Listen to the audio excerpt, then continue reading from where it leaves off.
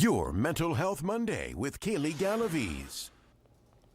Lori Vallow-Daybell and Ruby Frankie, two very different cases involving mothers who shared the same religion and getting worldwide attention for their horrific crimes.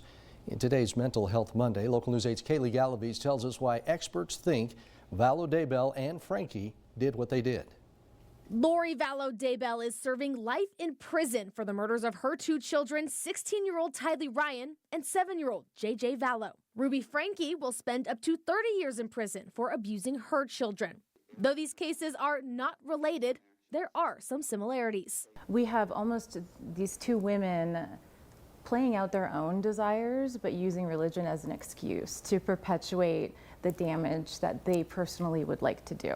These women were both members of the Church of Jesus Christ of Latter-day Saints, but then they started developing extreme beliefs that their children were evil. There is a character trait, there is a mental health problem that lends to them finding a religion to give them permission for what they want to fulfill.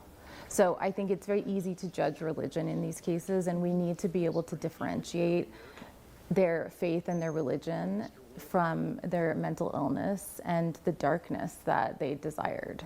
From friends and family, they were deemed as wonderful mothers, wonderful people. What do you think took that turn? The biggest thing was they started to become isolated. They started to isolate themselves psychologically, emotionally, and they were isolated away from people. And then the ideology grew and built into something that was not grounded in anything we call reality. Some even think their terrible acts could have been prevented. So there's different behaviors to look for, and you mentioned isolation as one of them, but what are some other things that might spur some red flags? There was sincere mental health concerns. The slow accrual of the extreme views is where we need to focus. And when it starts to seem bizarre, it is bizarre.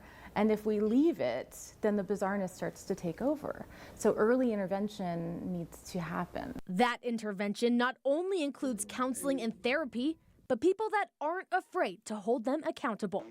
For today's Mental Health Monday, Kaylee Galaviz, Local News 8.